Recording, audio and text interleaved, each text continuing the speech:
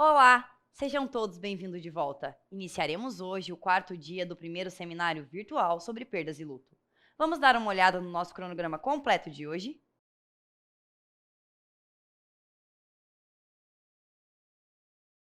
Tudo isso veremos ao longo do dia. Não perca! Iniciaremos com o Dr. João Henrique Cordeiro, psicólogo, especialista em saúde mental, especialista em musicoterapia que atua na Clínica e no CAPS infantil da cidade de Fortaleza, com a palestra Luto e Atenção Psicossocial da Criança e do Adolescente. Com a palavra, professor João Henrique. Olá, pessoal, sejam muito bem-vindos ao primeiro seminário virtual sobre perdas e lutos. Eu sou o professor João Henrique e eu sou psicólogo, trabalho no CAPS Infantil e na clínica particular. Vim aqui para falar sobre a experiência que é atender crianças e adolescentes no CAPS Infantil e como lidar, com esse momento que é muitas vezes difícil e tabu dentro de várias famílias, dentro de várias organizações, como a escola, instituições, e até mesmo como um serviço de saúde mental. Então, para começar, eu vou explicar um pouco, vou direto ao ponto, porque se vocês forem ver, o seminário está riquíssimo, temos convidados de peso, como por exemplo a professora Ana Cecília, que vão poder explicar sobre luto e toda a desenvoltura que precisa o profissional para poder compreender esse fenômeno tão importante e tão dificultoso muitas vezes, cercado de ideias preconcebidas e de tabus. Mas aí, levando isso em consideração, eu acho interessante falar diretamente da minha experiência no CAPS Infantil, na atenção psicossocial, também nas outras atividades que acabam sendo externas ao CAPS Infantil, como, por exemplo, o matriciamento, que vai diretamente com o posto de saúde, visitas institucionais, visitas domiciliares, que a gente vai na casa da criança, na casa do adolescente. E fazer um apanhado geral de como a situação de perdas e luto acaba influenciando na vida da família e da criança e do adolescente. Então, para começar, eu vou explicar um pouco sobre o que é o serviço de saúde mental da atenção psicossocial, a atenção especializada no município de Fortaleza. Que, para lembrar, assim, para quem já tem algum certo conhecimento sobre a atenção psicossocial, muitas pessoas já têm esse conhecimento da faculdade ou de especializações, é federal. Então, é uma lei federal, não vou precisar entrar em detalhes, porque vai se alongar muito nesse assunto, que instaura os CAPs como serviços substitutivos, que antigamente nós tínhamos outros serviços, que também não precisamos falar agora. E os CAPs eles vão abarcar a atenção especializada para lidar com questões de saúde mental, lidando também com outras questões, por exemplo, a comunicação, o matriciamento da atenção básica e com a comunidade. Logo, aquela ideia de tratar a saúde mental dentro da instituição, ela meio que foi deixada de lado e foi substituída por tratar a saúde mental, tratar as pessoas, os pacientes com transtorno mental dentro da comunidade, dentro da sua área, dentro do seu bairro, dentro da sua casa e frequentar o serviço como parte do território. Por isso que em cada regional, nós temos várias regionais, em cada regional nós temos o serviço. E em Fortaleza nós temos 2 CAPs infantis, certo? Que seriam o CAPs da Regional 3 e o CAPs da Regional 6. Então esses CAPs eles vão abarcar uma grande população. Os CAPs da Regional 6, o CAPs infantil da Regional 6, vai abarcar da 2, da 4 e da 6, das regionais. Enfim, então, levando em consideração a pluralidade de público que chega ao CAPS, a gente acaba tendo que lidar com muitas histórias diferentes, levando em consideração também o contexto social da cidade de Fortaleza, econômico. Nós lidamos com uma população extremamente sensível, uma população extremamente exposta à violência urbana, à pobreza, extrema miséria. E diante disso, consequentemente, temos mortes, temos perdas. Então, as crianças que chegam no CAPS, muitas vezes já chegam carregadas de informações que nem sempre na clínica particular a gente está acostumado a ouvir, em lugares onde o público seja de classes econômicas mais arrendadas, né, com maiores recursos. A pobreza, a miséria, a criminalidade são coisas mais frequentes. Logo, a destruição de famílias, as mortes, as perdas, acabam sendo também, infelizmente, mais frequentes. Então, para ser bem exato, né, o Serviço de Atenção Psicossocial, o CAPS, ele vai atender, ele é um serviço de portas abertas, e as crianças, as famílias das crianças vão poder procurar esse serviço. Qual é a faixa etária? Entre 4 anos de idade e 18 anos. Para ser mais específico, 17 anos, 11 meses e 29 dias. Então, toda essa parcela da população vai ser atendida no CAPS e vai ser feita uma avaliação inicial de início. Né? Assim, para começar, é feita uma avaliação inicial e a criança vai ser avaliada para ver se é perfil de CAPS. Qual é o perfil do CAPS? São crianças e adolescentes com transtornos mentais, com sintomas, uma sintomatologia já evidente de um transtorno mental moderado, grave e persistente. Uso de drogas, abusivo. São essas pessoas que vão ficar no serviço, certo? Então, partindo disso, quando a criança chega com uma demanda de luto, de enlutamento, muitas vezes essa demanda vem da perda de algum ente, da perda de algum familiar pelo crime, pelo uso de drogas. Não pelo uso de drogas em si, mas o uso abusivo e envolvimento com o tráfico, com a criminalidade. E também por acidentes trágicos, coisas totalmente inesperadas, que destroem, assim, muitas vezes, aquela organização que já existia previamente. Ah, João, então quer dizer que a morte é muito mais comum com quem é pobre? Não. A morte ela é comum na vida de qualquer um. E é isso que esse seminário, acredito eu, está tentando passar. A morte faz parte da vida. A única certeza que nós temos é que todos nós iremos morrer algum dia. Logo, não é exclusividade de quem é pobre, de quem mora na favela, na comunidade. Não é exclusividade de quem está constantemente lidando com o crime na sua comunidade, na sua vizinhança. É exclusividade de qualquer ser humano vivente e respirante, certo? Então, vamos começar já tirando esse tabu de que a morte é algo que é acarretado da pessoa que já está em situação de vulnerabilidade. Agora, a pessoa que já está em situação de vulnerabilidade, ela tende, né, assim, até pelas estatísticas, a ter muito mais contato com isso. E é isso que a gente tem que ter cuidado, porque esse preconceito muitas vezes faz a gente achar que aquela pessoa que já está tendo muito contato com isso vai saber lidar com aquilo de uma maneira mais madura, adulta. Né? Como se lidar de uma maneira adulta fosse explicar alguma coisa, fosse ajudar de alguma forma. Né? Assim, então é importante pensar nisso. Não é porque a pessoa tem mais contato com a morte que ela vai saber lidar melhor com a morte. Que ela vai naturalizar a morte. E outra coisa, naturalizar a morte não é lidar com a morte. Naturalizar a morte é não lidar com a morte. É em se impedir de estar lidando com isso.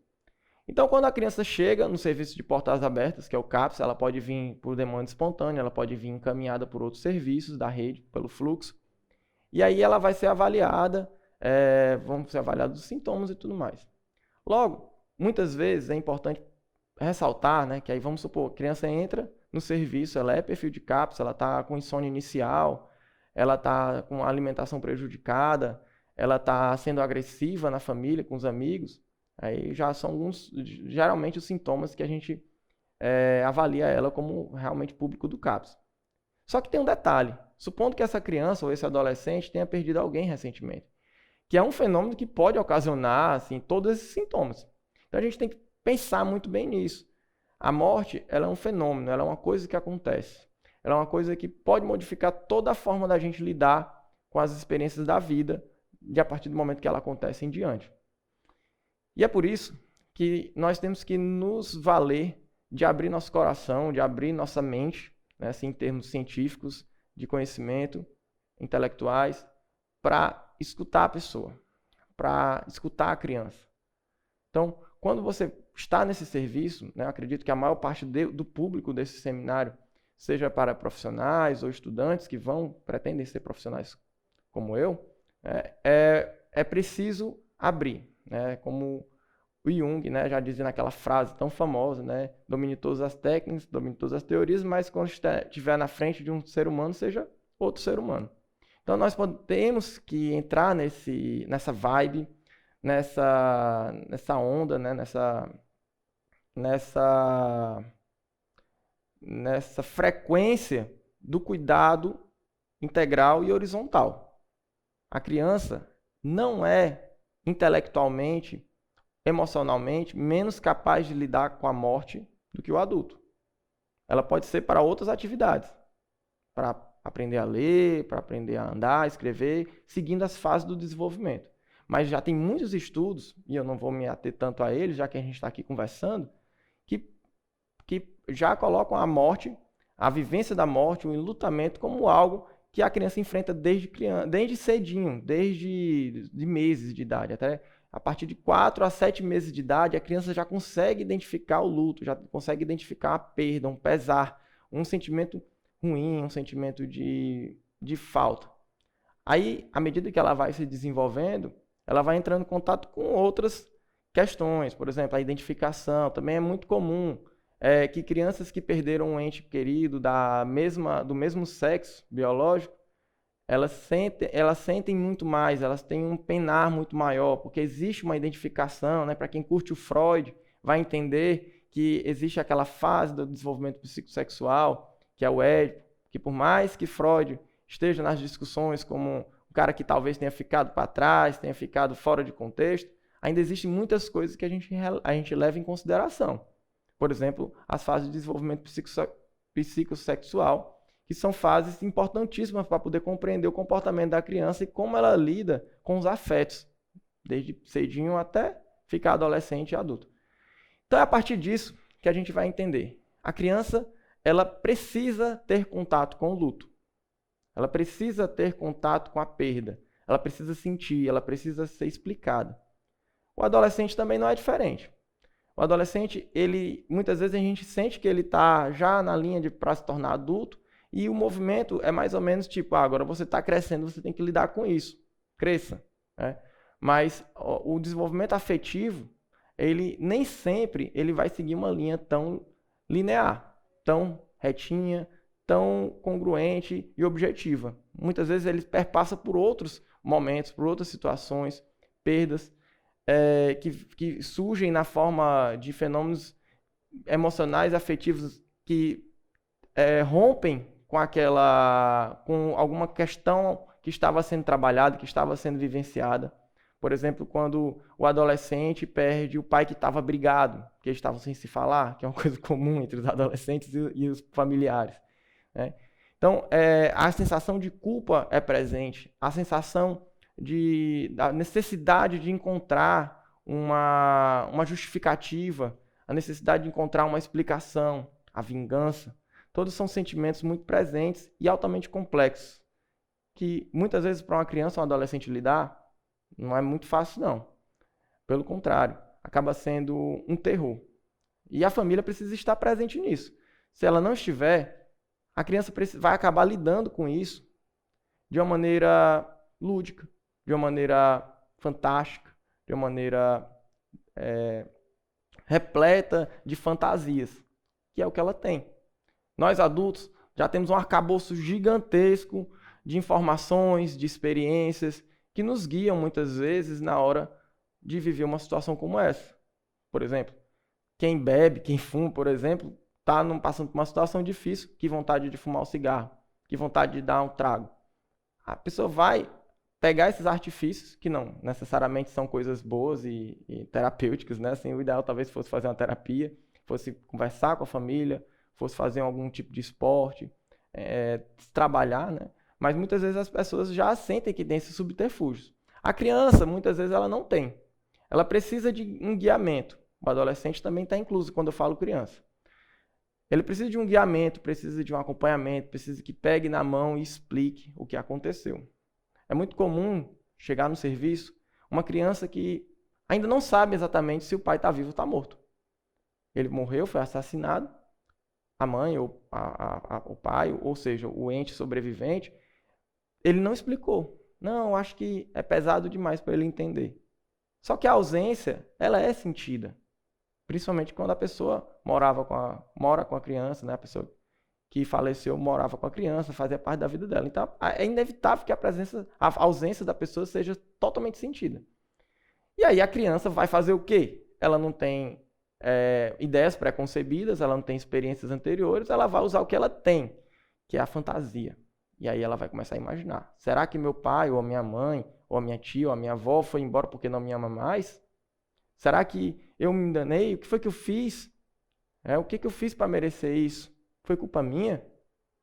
Ou então, as pessoas que fizeram isso com ele são más. Por que elas estão impunes? Por que elas estão lá? Por que elas estão vivas? Eu tenho que fazer alguma coisa. Ninguém vai fazer, cabe a mim fazer isso. Ou até mesmo, preciso cuidar da minha família. Meu pai fazia isso, então eu tenho que fazer isso agora. Minha mãe fazia isso, então eu tenho que fazer isso agora.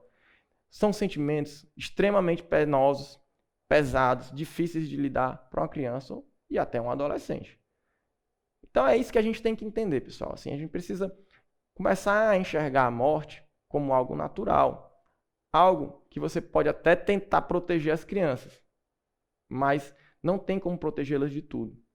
E essa tentativa de proteção, de não falar, de não tocar no assunto, de deixar que ela resolva sozinha, muitas vezes é muito mais danosa do que se você falasse. É como, por exemplo, levar a criança para fazer algum procedimento médico. Quebrou o braço, precisa colocar o braço no lugar. É muito mais doloroso você deixar o braço da criança quebrado. Então você vai lá e manda o médico ou a enfermeira colocar no lugar.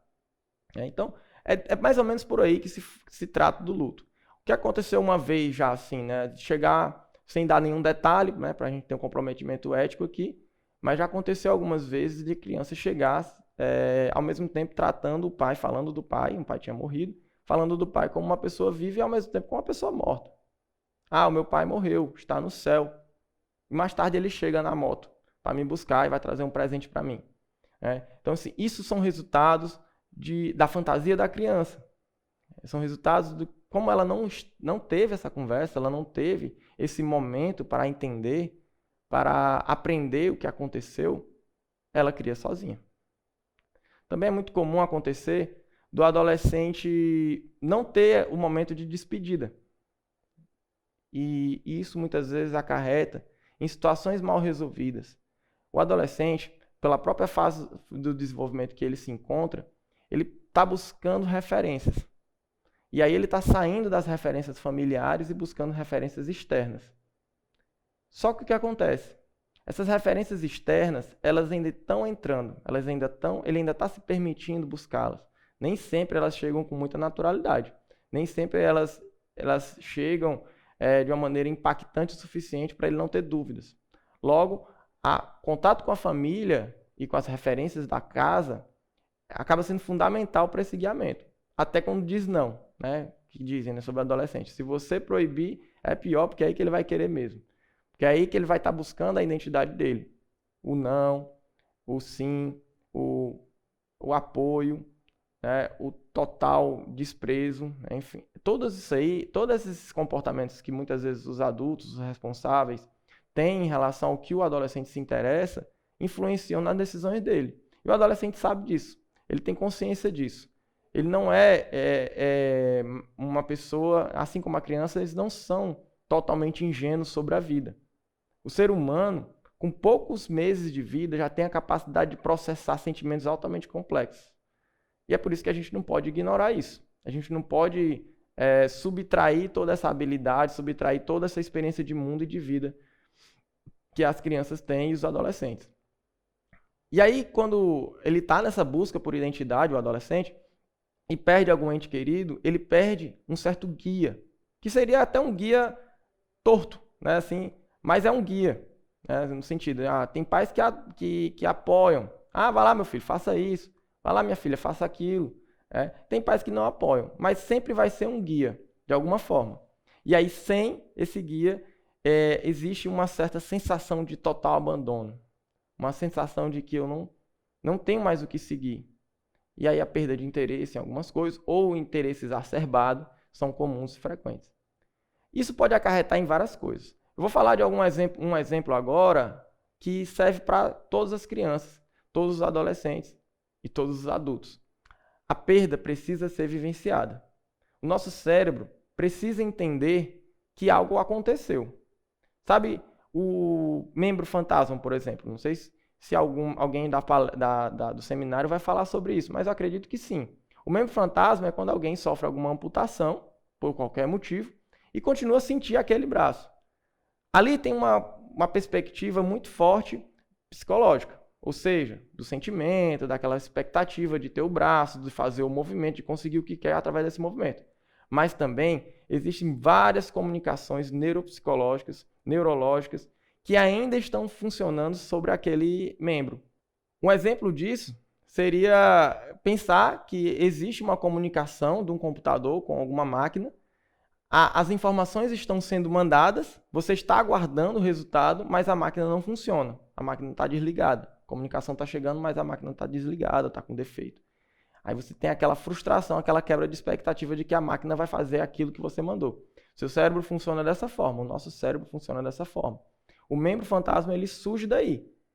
Você espera que ele funcione, mas ele não existe mais, ele não está mais lá.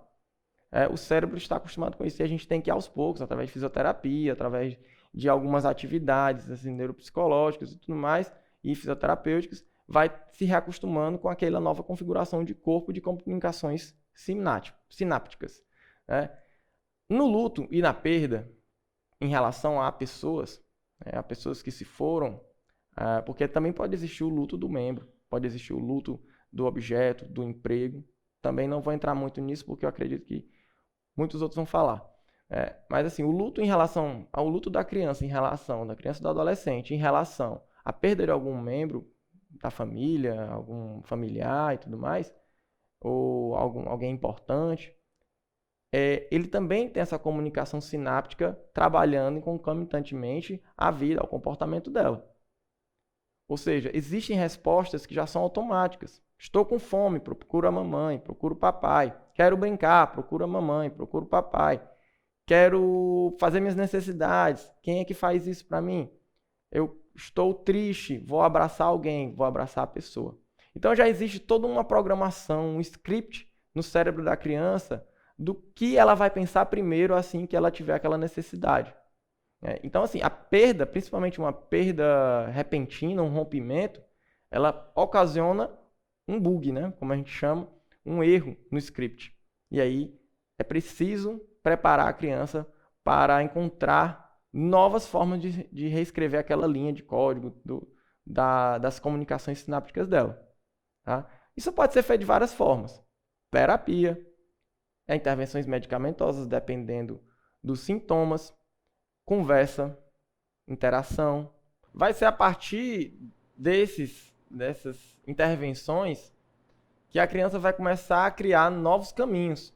A criança vai começar a criar novas possibilidades e vai preencher ainda mais o arcabouço de interações, o arcabouço de comportamentos e o arcabouço de cognição dela, né, de compreensão do mundo, com informações, com estratégias, com proteção, onde ela pode lidar de uma maneira mais complexa, pode lidar de uma maneira mais resolutiva com o fenômeno da morte, com o fenômeno da perda. Então, assim, acho que é importante a gente falar um pouco do que pode acontecer assim, com o adulto que não lidou com o luto na infância. Não é uma regra, é claro, não é igual para todo mundo. Mas eu vou começar com esse exemplo para poder falar quais são as precauções que nós temos que tomar, quais são os erros que nós não podemos cometer para que a criança e o adolescente consigam lidar com o luto de uma maneira mais efetiva, mais eficaz. Para ilustrar isso, né, antes eu vou falar um pouco de um exemplo. A descida do caixão. Assim, ver o ente sendo enterrado lá dentro do caixão, o corpo frio, pálido do seu ente querido, do seu pai, da sua mãe. Toda essa experiência é simbólica. Não se trata apenas de um cemitério, não se trata apenas de mais um enterro, não se trata de um morto, se trata de toda uma simbologia socioafetiva que a criança tem com aquela experiência. Para o adulto, muitas vezes, já não é novidade. Já passou por isso algumas vezes. Né? Nem sempre também. Mas para a criança é totalmente novidade. E aquilo ali precisa ser vivenciado, porque aquilo ali tem um significado. Nós, seres humanos, não trabalhamos apenas com o que a gente aprende com a nossa família, com o que a gente aprende na escola. Nós trabalhamos também com conhecimentos que a gente aprende sobre toda a nossa cultura e sociedade. Logo, o cemitério, o enterro, o velório, o funeral, tudo isso tem um significado muito forte que muitas vezes não chega diretamente a gente, mas chega através de desenhos animados, de programas de TV, de conversas dos adultos. E a criança já tem uma ideia preconcebida do que aquilo significa. Mas vivenciar aquilo, experimentar, saber que alguém que ela ama que está sendo enterrado, aí já tem um aspecto bem diferente. Aí já tem um aspecto transformador. Porque ela sabe que aquilo vai mudar toda a vida dela. Então tem um caso de uma pessoa, e aí já é adulta, que ela não viu, né, o ente da família dela sendo enterrado. No momento, teve um desmaio e não viu a cena especificamente. Estava no cemitério, sabia que a pessoa estava morta, mas não viu a cena da pessoa partindo, né, do corpo da pessoa partindo, indo em direção à terra e sendo fechado. Aquilo, obviamente, não é o único causador de todas as situações que ela presenciou, que ela sentiu, que ela teve, até a vida adulta. Aquilo é simbolicamente algo que não foi fechado. O caixão que não foi fechado, o buraco que não foi coberto. E aí, durante a vida adulta, essa pessoa, 20 anos depois, teve a experiência de retornar ao cemitério, né? Só que aí para enterrar outro ente, e viu. Só que aquilo que ela estava vendo não era a pessoa que estava sendo enterrada naquele momento. Foi a pessoa que ela não viu sendo enterrada. Porque ela precisava daquele fechamento. Os caminhos da nossa mente, os caminhos dos nossos afetos, dos nossos sentimentos, eles são muito mais complexos do que a gente muitas vezes consegue ter acesso objetivamente. A fantasia que se cria na infância pode ser carregada até a vida adulta. E é por isso que nós temos que ter muita sensibilidade a isso. Nem sempre as pessoas têm o privilégio de poder fazer uma terapia, de poder fazer um atendimento da área de saúde mental e conseguir ter contato com essas coisas. Muitas pessoas morrem, chegam à sua vez e não conseguem ter acesso a esses sentimentos. E o CAPS, ele existe também para isso. Também para dar acesso à pessoa à terapia, dar acesso à pessoa, aos usuários, a experimentar e experienciar esses sentimentos de uma maneira mais profunda, de uma maneira mais afetiva, mais emocional, em contato com a sua família, levar a família junto. Uma das estratégias que nós usamos lá é o atendimento multiprofissional e os atendimentos familiares. Ultimamente, por conta da pandemia, que no presente momento onde está sendo gravada essa palestra, está acontecendo, não está havendo, né, muitos atendimentos em grupo. Assim, está proibido. Mas, normalmente, os atendimentos em grupo também são uma das maneiras de lidar com isso. Esses atendimentos em grupo, atendimentos familiares, atendimentos de equipe multiprofissional, discussão de caso, eles existem por um motivo muito importante. É entender que a saúde mental, a atenção psicossocial precisa ser trabalhada em conjunto. Não dá para tratar somente o sintoma, não dá para tratar somente o comportamento. É preciso tratar todo o contexto. E o luto não é diferente. A experiência da criança e do adolescente de viver o luto não é diferente. O profissional não pode fazer o trabalho do pai e da mãe e fazer representar toda do pai e da mãe e do responsável, né, para ser específico. E representar toda a mudança, todo o contato que ele vai ter com esse luto. A família precisa ser colocada nessa experiência. A discussão precisa ser feita em conjunto. O contexto precisa ser entendido e o contexto também da mudança sociopsicoafetiva precisa ser levado para a comunidade, para a escola, para os amigos, para os vizinhos, para dentro de casa, na família. Então, esse é um dos trabalhos mais importantes de quem trabalha num serviço de atenção psicossocial.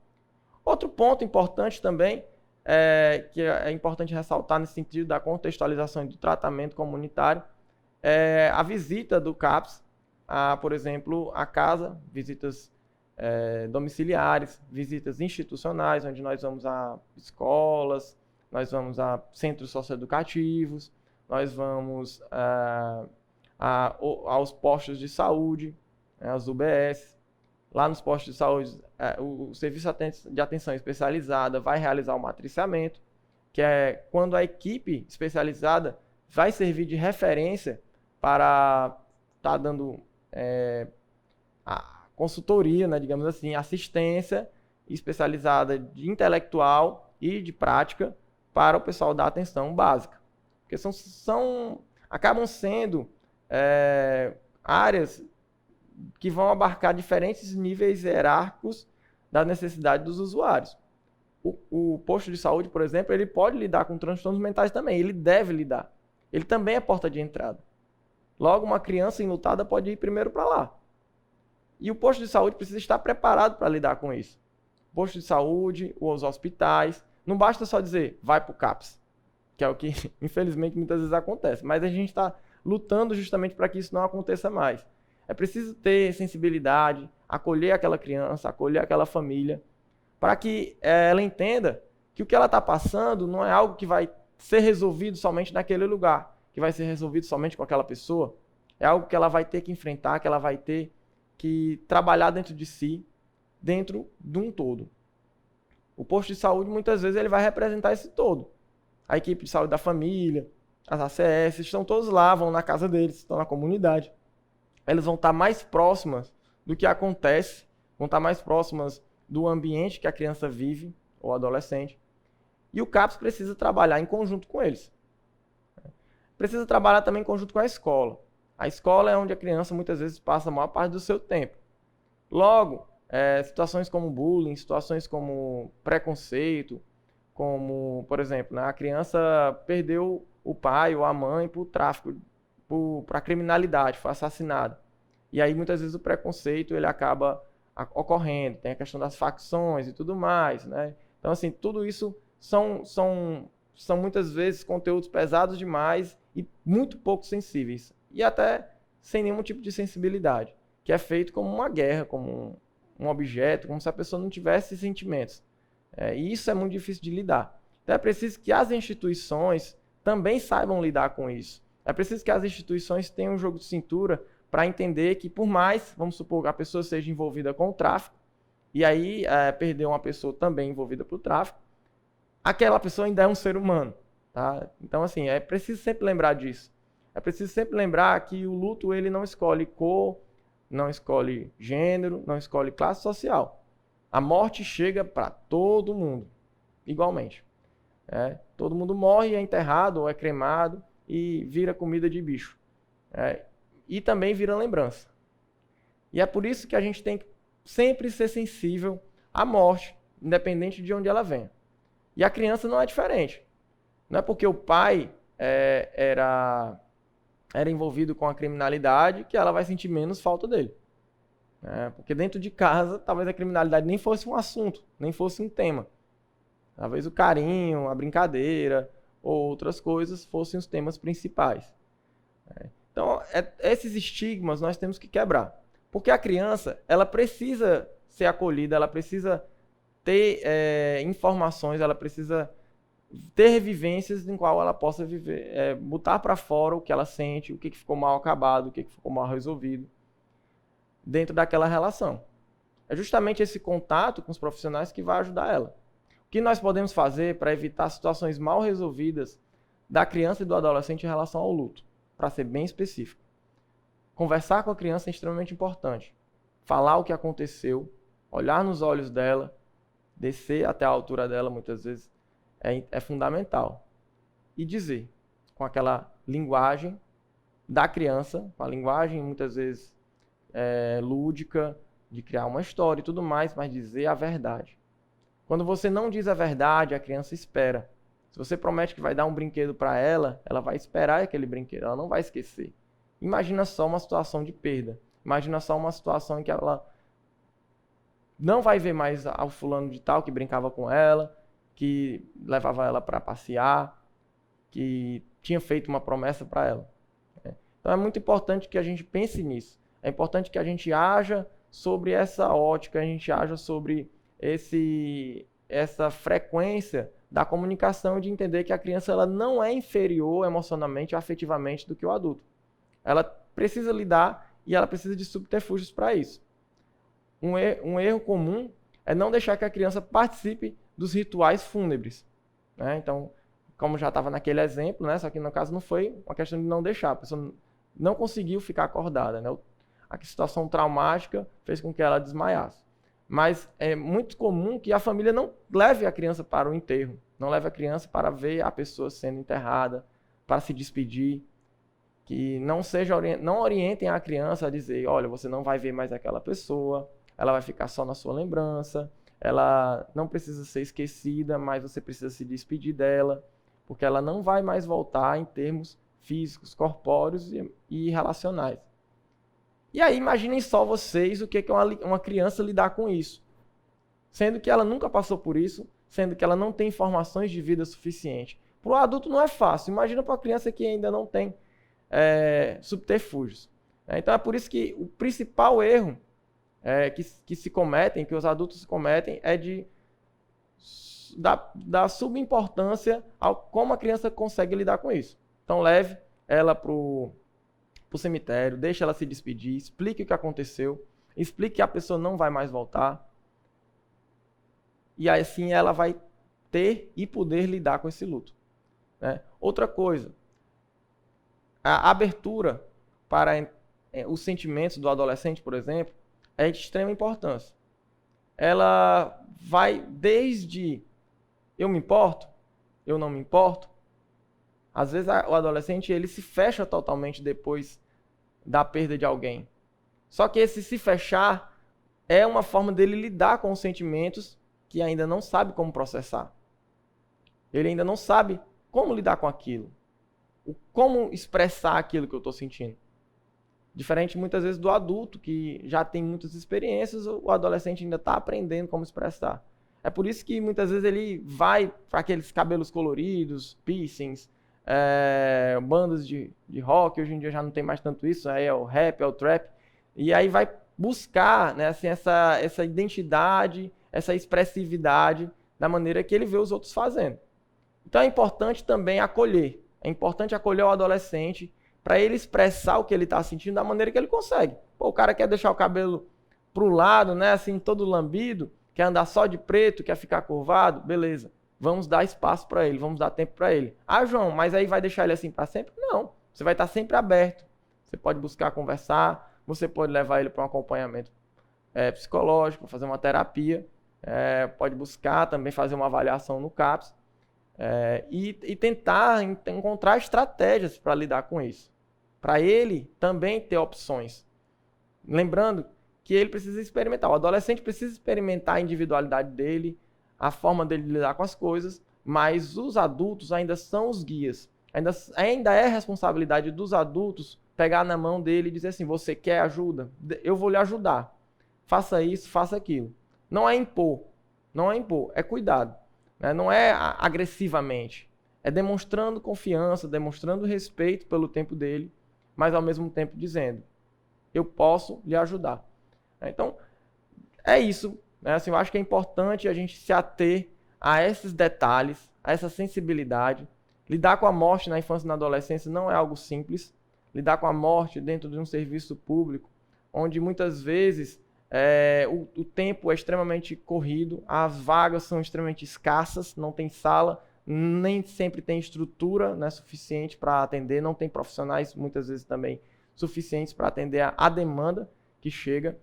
Mas não é por isso que a gente pode se fechar numa bolha só nossa e não se abrir para acolher aquela pessoa, para acolher o sofrimento dela de uma maneira integral.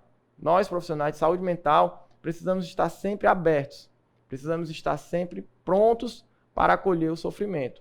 Ah, mas era a mãe do traficante. O traficante, né, como tem gente por aí que diz, tem que morrer mesmo. Ainda é o filho dela. Independente de discurso político, independente de qualquer coisa, ainda é uma vida. ainda é o filho, alguém que ela criou, que ela acompanhou, que ela